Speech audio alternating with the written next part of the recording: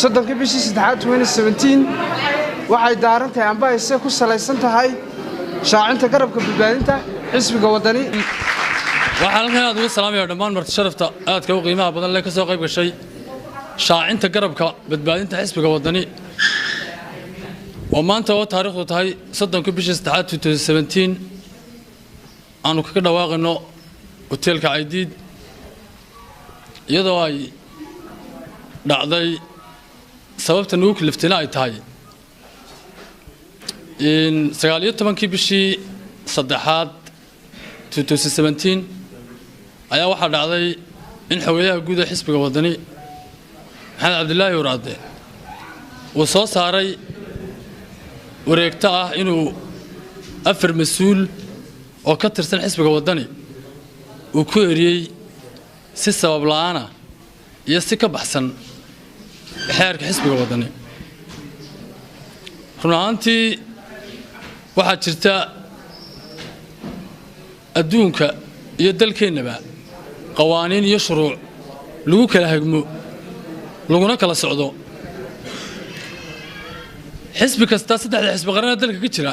xisbi kastaaba wuxuu leeyahay shuruuc u gaar ah oo lagu kala dambeeyo iyo nidaam u yaala. waxaa dhacday in xogayaha guud ee xisbiga wadani uu soo saaray warqadda ay ku qoran yihiin gudoomiye ku-xigeenka gobolka Maroodi Sheekh Cabdirasaaq Ciid Maxamed, anigoo ah Cali Cabdi Muuse gudoomiye degmada Axmed Dagax, Khadar Maxamed Xuseen iyo Cabdixakiin Gaxnuug Cilmi oo ah laba nin oo ka tirsan golaha dhexe ee xisbiga wadani. in uu warqaddu soo saaray aanu ku lifaaqin dembigii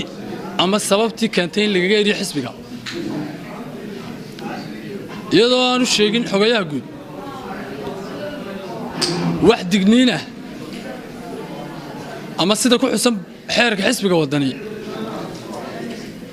aanu raacin oo aanu marin.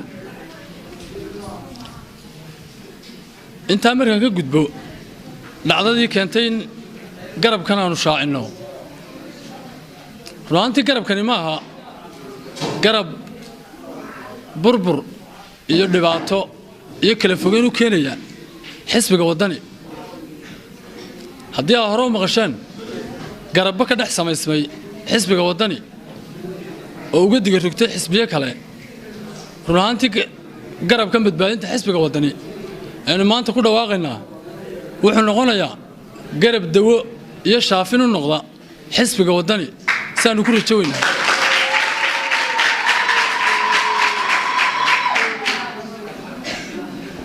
runaantii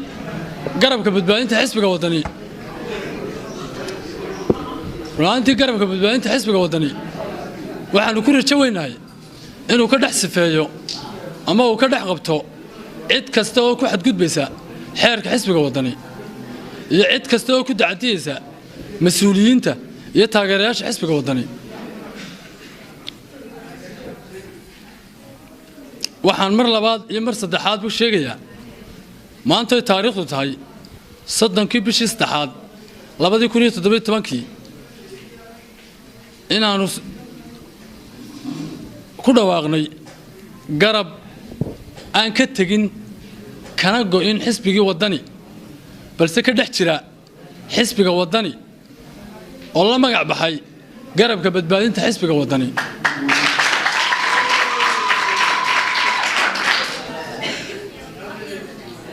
runaantii xisbiga wadani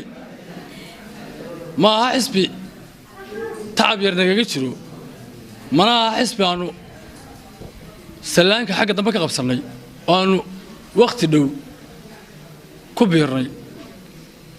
waxaa dhacday inaanu xisbiga wadani 3 sano ka hor aanu ka jirin degmada Axmed Dagax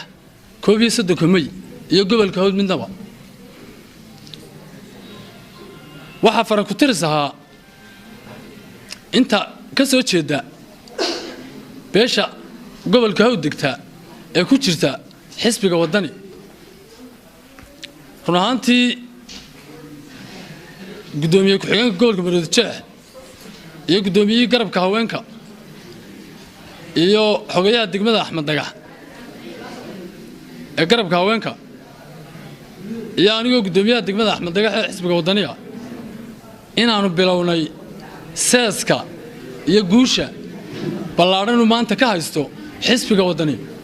degmooyinka 11 May Axmed Dagax iyo gobolka Hawd waxaa jirta xisbiga uga tagi mayno sharci darro uga tagi mayno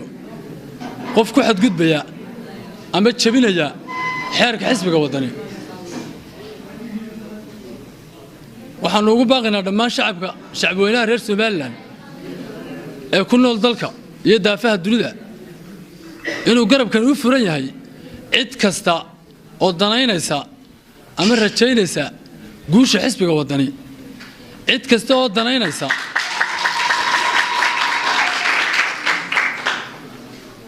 wuxuu garabkani gacmo furan ku soo dhaweynayaa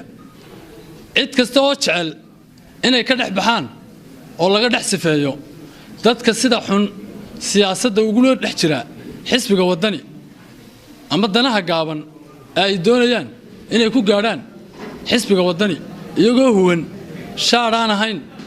shaarkii daacadda ahaa ee loogu talagalay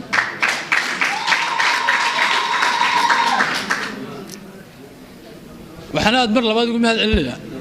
dhammaan marti sharafka ugu qaaliga ah ee ka soo qayb gashay shaacinta garabka badbaadinta xisbiga wadani dadweynaha reer Soomaaliland garabkani ma aha garab matalaya qabiil ma aha garab matalaya gobol ma aha garab matalaya meel qura garabkani wuxuu matali doonaa gobollada Soomaaliland bari ilaa galbeed dadka aaminsan fikirka ah badbaadinta xisbiga wadani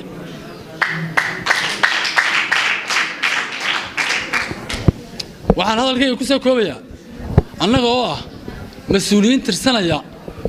sharci darro iyo qalad iyo burburin la burburiyay xisbiga xeerkii xisbiga wadani inaanan marnaba xisbigii wadani ka tegin oo aanu nahay garabaan ka maarmin kana tegin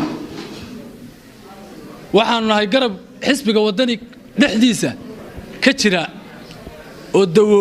iyo shaafin u noqonaya xisbiga wadani waxaan u sheegayaa dhammaan inta maqlaysa muuqaalkayga ama codkayga xisbigii wadani iyo tacabkii naga jiray inaynaan kaga tegayn 4 qof oo danaystayaala oo jecel burburka xisbiga wadani nastaciin wa nastaghfiru wa na'uudu billahi min shururi anfusina halkan waxaanu saaka isugu nimi inaan ku dhawaaqno garabka badbaadinta wadani waxaan nagu kalifay inaan ku dhawaaqno falkii fawaaxish xumada ah ee lagu sameeyay inamadii xisbiga u shaqeynayay waxaanu sameynay inaanu xisbiga dhexdhexaadino inamadii waxba waana looga jawaabi waayay waxaanu diidnay oo ka dhiidinay inamadayada wixii lagu sameeyay waxaanu ku dhawaaqnay garab waxaanu taageeraynaa in la intii nagu taageerta garabka aanu ku dhawaaqnay wassalaamu calaykum waraxmatullaahi wabarakaatuh bismillaahir rahmaanir rahiim anigoo magacaygu yahay Fiisay Dir Saleebaan kana tirsan xaafadda Axmed Dagax gudoomiyaha xaafadda Axmed Dagax waxaanu ka dhiidinay inamada wixii lagu sameeyay waxaanu ku dhawaaqnay garabka badbaadada xisbiga wadani ka soo qayb gashay meeshan aad baan u salaamayaa sidii uu gudoomiyuhu sheegay ayaanu anaguna ku taageersanahay inaanu garab sameynay oo aanu ku dhawaaqnay garab leeyahay badbaadada wadani uga tagi mayno nin danle xisbiga ugana bixi mayno nin danle xisbiga waxaanu ka midnahay xisbiga wali alankaan aanu ka midnahay imikana aanu ka midnahay waxaan sheegayaa inaanan cid uga baxayn xisbiga aanu ku dhex dagaalami doono xisbigayga aanu u dagaalami doono xisbigayga aanu u hiilin doono xisbigayga waxaan idin leeyahay waar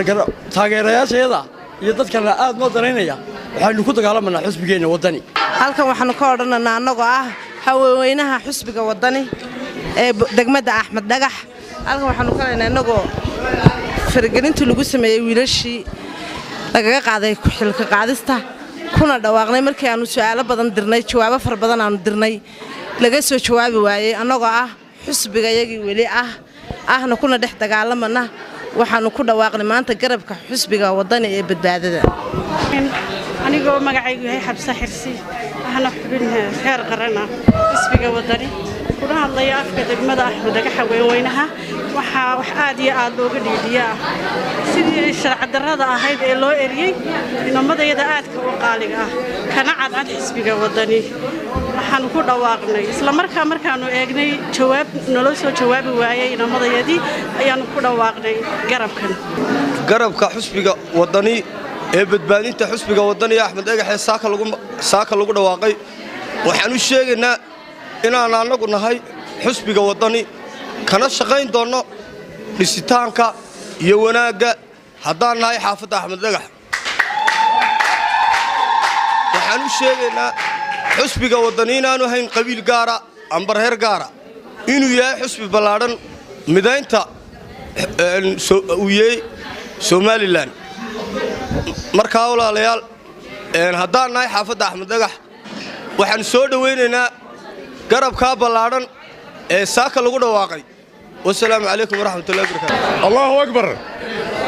allahu akbar allahu akbar Somaliland ha noolaato ha jirto ha joogto xisbiga wadanina ha noolaado waxaan maanta oo ay taariikhdu tahay 30kii bishii 3aad 2017 sidii uu soo xustay gudoomiyaha ruuxiga degmada Axmed Dhagaxe Mujaahid Cali Cabdi Buuse waxaanu bartanka ka dhawaaqaynaa oo ka shaacinaynaa inaanu ku dhawaaqnay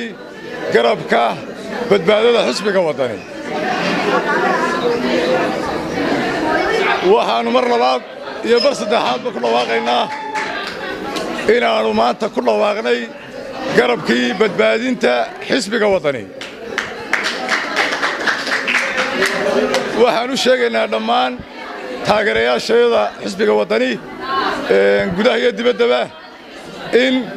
xisbiga wadani maanta uu badbaado qaran u baahan yahay maanta waxaynu ka badbaadinaynaa shufta ayaa soo gashay xisbigii shuftaan loogu timid shuftadaasaanu ka badbaadinaynaa meelaan u soconnayo meelaan uga tegaynaa toona ma jirto ilaa maayo shuftadaanu ka badbaadina mooye cidna u daba fadhiisanayna xisbiga wadani mar labaad xisbiga wadani ha guulaysto garabka badbaadada ilaahay tawfiiqda ha waafajiyo dhammaanteen loo dhamaystirsannaa oo xisbiga wadaniga ayaynu maanta xisbigeena u hiilinaynaa sidaynu awalba ugu hiilin jirnay dhammaan taageerayaashada waxaan farayaa mar labaad iyo mar saddexaadba in inagoo gacmahayshaysannaa in xisbiga wadani nahay inaanu hiiliyo hooba sidaynu awalba ula barbartaagnayn aynu la barbartaagnaan doonno garabkeenna badbaadintuna uu ka badbaadin doono wixii shuftaa ee sharci darra xisbiga dhexdiisa doonaysa inay maamulkii xisbigaba u marorsato ayaynu ka badbaadin doonnaa insha allahu tacaalaa hawshana ka daali mayno ma fadhiisan doonno dhammaantiin ka soo qaybgalayaasha waan u mahadnaqayaa taageerayaashooda ruuxigana mar labaad iyo mar saddexaad baan u mahadnaqayaa